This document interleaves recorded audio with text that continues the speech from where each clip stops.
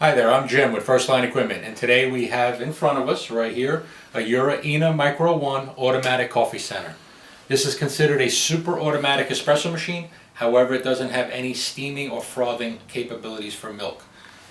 As you can see, this is an all plastic unit which resists rust but can sustain some damage in transport, so please make sure you take a look at the unit when you receive it. Back here we have our water reservoir in the machine, and this machine is primarily made for one or two person homes who drink espresso, ristretto, or coffee, or small offices. And the reason for that is because it has a fairly small reservoir, and it takes a lot of refilling if you have 4 or 5 people in your home or 4 or 5 people in the office. So if you have that many people, it's better to get another Jura machine that has a much larger reservoir. When you first receive the machine, there should be a filter that you'll need to install, and in this filter right here you take the cover off for it and then insert the filter in place, and then the locking cap goes on top, and then we'll fill the reservoir with some water. Always use cold water when you're filling the reservoir.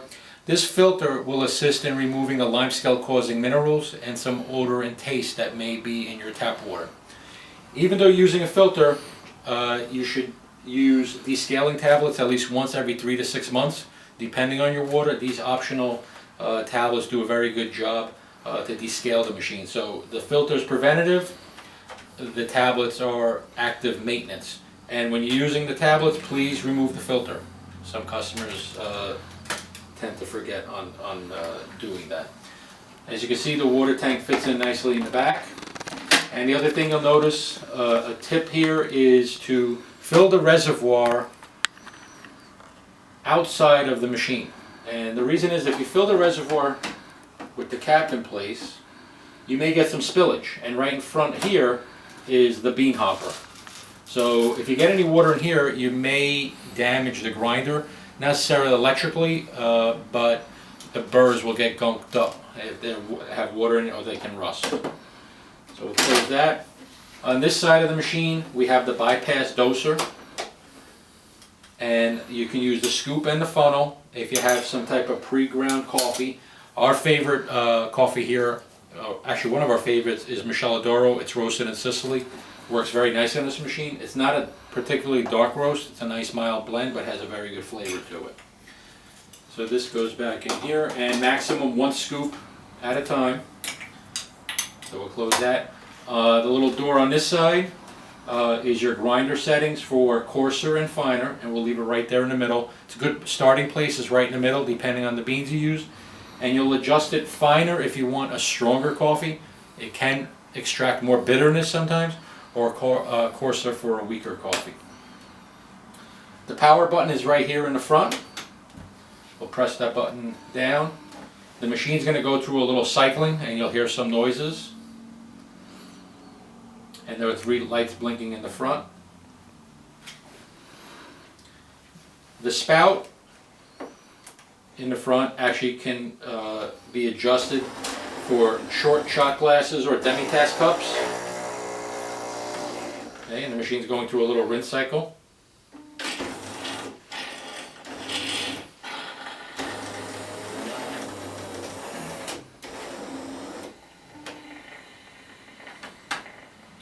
Or if you have some larger cups, you can have the spout much higher. Just remember to adjust the spout as close as possible to the bottom when the ristretto or espresso or coffee is being made. There are a lot of oils that are being extracted during the extraction process, and the more distance that you have will result in the crema breaking up. So as close as possible to the bottom of the cup. Also optional is cleaning tablets while the machine's warming up here. The cleaning tablets are used through the bypass doser, and this actually cleans the brew group. So the other cleaner, descaler, actually cleans the limescale causing minerals, calcium and magnesium, out of the machine. However, when you're making your coffees, what's going to happen here is oils are going to build up in the brew group. and also in the spout. So you want to use the cleaning tablets to clean out the oils.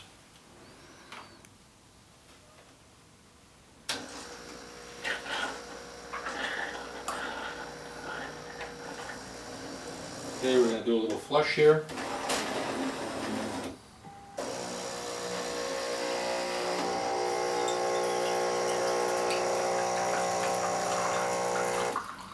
What's happening is here the filter wasn't filled with water, so it's going to push a little water through in the beginning.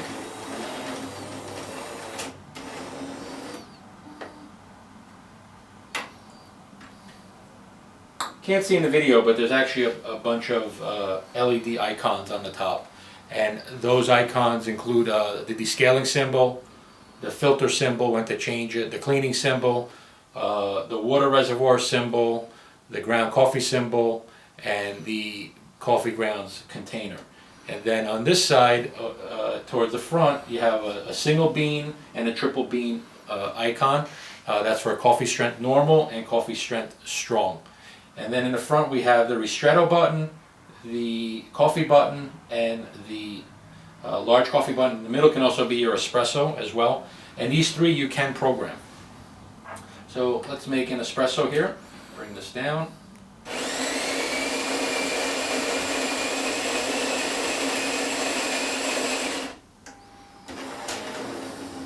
As you can hear, the grinder's grinding fresh.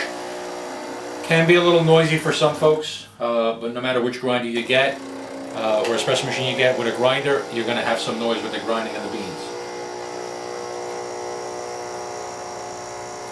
And if I want to stop it because it's programmed too long, I can stop it. It actually stops itself. And here, you're getting a lot of espresso crema and the Guinness effect. Just a note, First Line Equipment is a SCA member, Specialty Coffee Association of America. And say we want to make a mid-sized cup of coffee, but we want to program it. Basically hold down the middle button, it's going to grind coffee fresh.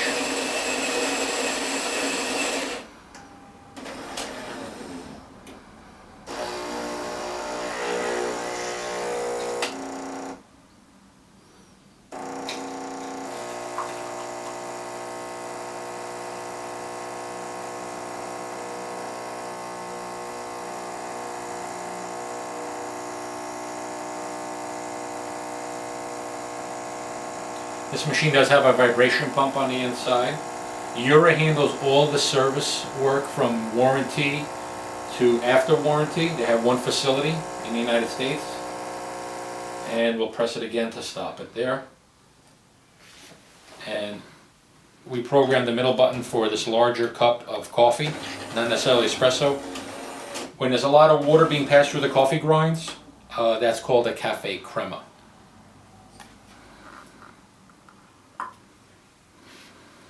Now at the end of the day, we've used the machine, we've made 4 or 5 cups.